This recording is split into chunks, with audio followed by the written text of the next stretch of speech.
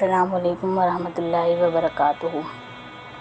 در صدف novel. بہت دھیرے سے اس نے آنکھیں کھولی اور ادھر ادھر دیکھا۔ پیروں کے پاس کوئی آدمی بیٹھا تھا۔ پچھلی دفعہ دیکھا تھا تو اس کی بالکل ہی ہلکی داڑھی تھی، اب بڑھ کر گھنی ہو گئی تھی۔ 3 پیس اور سر پر ٹوپی پہنے۔ کون تھا یہ؟ دیکھا دیکھا لگ رہا تھا مگر کافی بدلا ہوا۔ ذہن پہ بہت زیادہ زور دینے کے بعد بھی اسے کچھ یاد نہ آیا کہ وہ آدمی کون ہے۔ بالآخر ہماری 5 سال کی ریاضتوں کا یہ نتیجہ نکلا کہ تم اٹھ ہی گئیں لمبی نیند سے۔ مسز نور الرحمن سعد۔ مانوس سی آواز پہ اس نے پلکیں جھپکائیں۔ کون تھا یہ بندہ؟ آپ بہت آرام سے پوچھا۔ صرف ہونٹ ہلے تھے، آواز نہیں نکلی تھی۔ شاید ہونٹوں کو اب الفاظ ادا کرنے کی عادت ہی نہیں رہی تھی۔ وہ آگے آیا اور دھیرے سے بولا، سعد ابراہیم۔ سعد ابراہیم؟ کون؟ سعد؟ ارے جھماکے سے اس کے ذہن میں بجلی کوندی۔ کوما نے اس کی یادداشت پہ اتنا اثر نہیں ڈالا تھا۔ دراصل 5 سال پرانے سعد سے اب کا سعد تھا ہی اتنا مختلف کہ اس کا ذہن فوراً فرق کر نہیں پایا تھا۔ دوسری طرف عبایا پہنے، نقاب سے چہرہ ڈھکے، ہاتھوں میں گلوز پہنے مسکراتی آنکھوں والی ایک لڑکی کھڑی تھی۔ وہ اسے تو بالکل ہی نہیں پہچان پائی۔ جب وہ اٹھی تھی تو اسے زخرف کی آواز آئی تھی جس نے اسے بتایا تھا کہ وہ 5 سال اپنے کہف میں گزار چکی ہے، مگر زخرف کمرے میں کہیں نہیں تھی۔ یہ کون سا ملک ہے؟ نور بولی تو آواز پھٹی پھٹی سی تھی۔ Scotland. تم تب سے یہیں پہ ایڈمٹ ہو؟ مگر کیا؟ سعد میرے بعد کیا کیا ہوا؟ وہ حیران پریشان تھی، جیسے کسی اندھیرے غار میں رہنے والے کو فلڈ لائٹس میں کھڑا کر دیا جائے۔ سعد نے دیکھا تھا کہ وہ بار بار کانخیوں سے برقعے والی لڑکی کو دیکھتی جو مینرز کا بھرپور مظاہرہ کرتی خاموش کھڑی تھی۔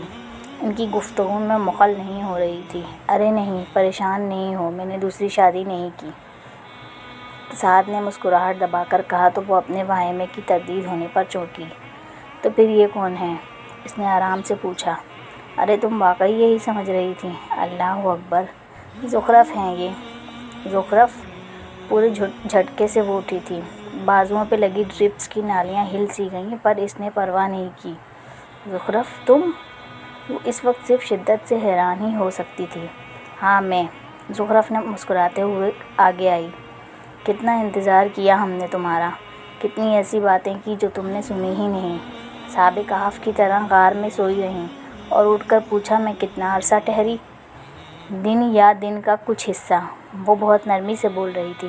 مگر تم؟ وہ یقین نہیں کر پا رہی تھی۔ اس کے لیے 5 سال نہیں گزرے تھے۔ سونے والوں کو وقت گزرنے کا پتہ نہیں چلا کرتا۔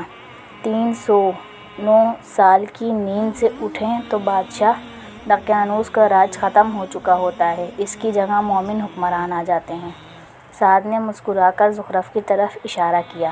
نور کا ذہن ابھی تک یہ سب قبول نہیں کر پایا تھا۔ ان کے مطابق 5 سال پہلے اور اس کے مطابق 5 منٹ پہلے کیا ہوا تھا؟ وہ آنکھیں موندے سوچنے لگی۔ سامان پیک کر کے گاڑی میں رکھ دیا تھا، اب وہ گلوز پہن کر باہر نکل رہی تھی کہ اچانک سے اظہران نے اس کا عجیب طریقے سے راستہ روکا۔ وہ ٹھٹک کر رک گئی۔ بھابھی، سویٹ بھابھی کیسی ہیں؟ وہ دیوار پر ہاتھ رکھ کر بولا۔ نور نے جواب نہیں دیا، وہ اسے دیکھا بھی نہیں تھا۔ پریشان نہیں ہوں، آپ کو کچھ نہیں کہنے آیا میں، بس یہ جو سعد نے میرے کمپیوٹر میں زخرف کی تصویروں والی ویب سائٹ پہ الگورتھم ڈالا ہے نا، اس کی ڈسکرپشن چاہیے مجھے نہیں پتا۔ وہ بیزاری سے بولی۔ مجھے بھی پتا ہے کہ تمہیں نہیں پتا، میں کہہ رہا ہوں کہ سعد سے پوچھ کر بتاؤ۔ میری شکل پہ بیوقوف لکھا ہے یا زران؟ جو ایک لڑکی جس نے تم پہ بھروسہ کر کے تم سے مدد مانگی تھی، اس کی پرسنل چیزیں تمہیں لا کر دوں، اس کے باوجود کہ تمہاری نیت سب کے سامنے واضح ہے۔ اس لڑکی نے مجھے ریجیکٹ کیا تھا۔ وہ دھاڑا۔ اسے پتہ تو چلنا چاہیے نا کہ اس کی سزا کیا ہوگی۔ اللہ سے ڈرو اظہران، کچھ خدا رسول کا لحاظ کر لو تم مجھے وہ دو گی ورنہ میں۔ وہ اس کے بالکل قریب آ گیا۔ نور پیچھے ہوئی تو وہ اس کی کمر کے دیوار کے ساتھ لگنے لگی، مگر وہ بوکھلا نہیں رہی تھی، وقار سے کھڑی تھی۔ میں تمہارا چہرہ نوچ لوں گا، جیسے میں اس کے لیے تمہارے سامنے کھڑی رہوں گی۔ وہ حقارت سے بولی۔ میں تمہارے پیچھے تمہاری قبر تک آ جاؤں گا۔ ارے ہٹو پیچھے، زور سے دھکا دے کر وہ اسے پیچھے کیا تھا اور باہر نکل آئی۔ مومنات اور صحابیات ڈرنے والی نہیں ہوتیں، ان کو غزوہ خیبر میں صفیہ رضی اللہ تعالیٰ عنہ کی طرح لوگوں کے سر قلم کرنا آتے ہوتے ہیں۔ جہاز میں بیٹھ کر وہ مسلسل اسی نہج پہ سوچ رہی تھی۔ خود اسے اظہران سے کوئی خطرہ نہیں تھا، مگر وہ ڈی کرپشن، اگر وہ اس کے ہاتھ لگ گئی تو زخرف پوری دنیا میں بدنام ہو جائے گی۔ اللہ تعالیٰ، پیارے اللہ تعالیٰ میری مدد کریں، مجھے کچھ دنوں کے لیے کسی دوسرے سیارے پہ بھیج دیں۔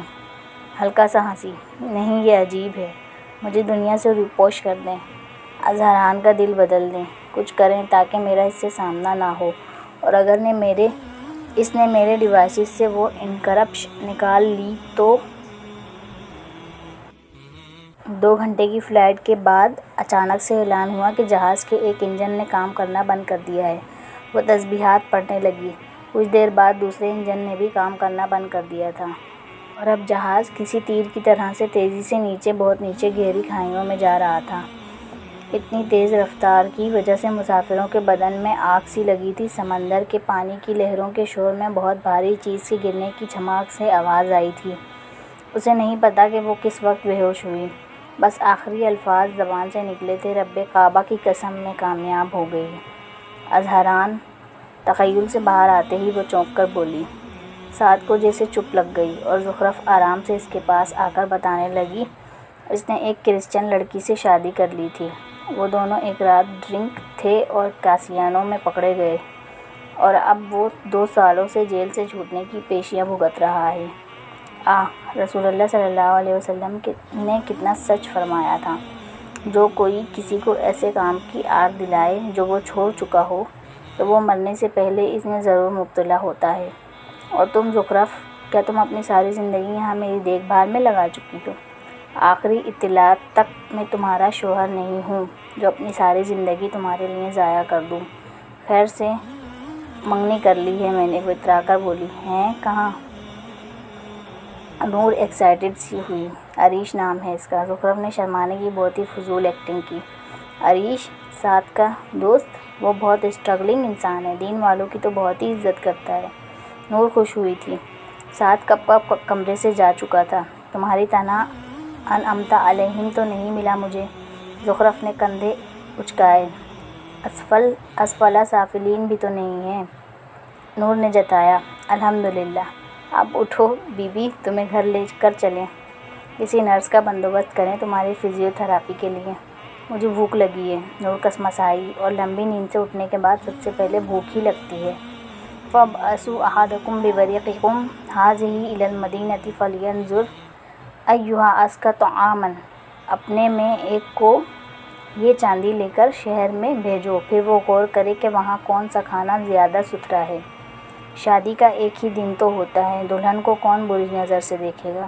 یار ایک دن ہی پیارے لگنا ہے، عریش پہلے دن ہی تم سے متنفر ہو جائے گا، کتنا برا لگے گا، سارے حال والے کیا سوچیں گے؟ عریش کی امی بہت واویلا مچائیں گی، عریش کی بہنیں اتنی فیشنیبل ہیں۔ زخرف، تمہارے گھر میں کون سے پردہ کرتا ہے یار؟ اپنی شادی پہ سوکھی سڑی بوڑھی بسوری رو بنو گی؟ تم ایک انتہائی بیکورڈ لڑکی ہو، لوگ کیا کیا کہیں گے؟ ناٹک، ڈرامے، بارات ہی واپس لے جائیں گے وہ لوگ۔ اپنے کمرے کے ڈریسر کے سامنے سے وہ خود تیار ہو کر اٹھی تو مسکرا کر خود کو شیشے میں دیکھا۔ مہرون لمبی فراک کے اوپر اسکن سادہ اسٹولر سے نقاب کیا تھا، ہاتھوں میں اسکن ہی گلوز تھے، آنکھوں پہ بھی کوئی میک اپ نہیں تھا۔ بیوٹیشین لڑکی بار بار سر سے پیر تک اسے اس انداز سے دیکھتی رہی کہ اس کا خون کھول جاتا، لیکن پھر مسکرا کر ضبط کر جاتی۔ عریش کی امی نے حسب عادت بہت ہی زیادہ واویلا مچایا تھا، لیکن ہال میں وہ اتنا ہنگامہ نہیں کر سکتی تھیں، کڑ کر خود ہی چپ ہو گئیں۔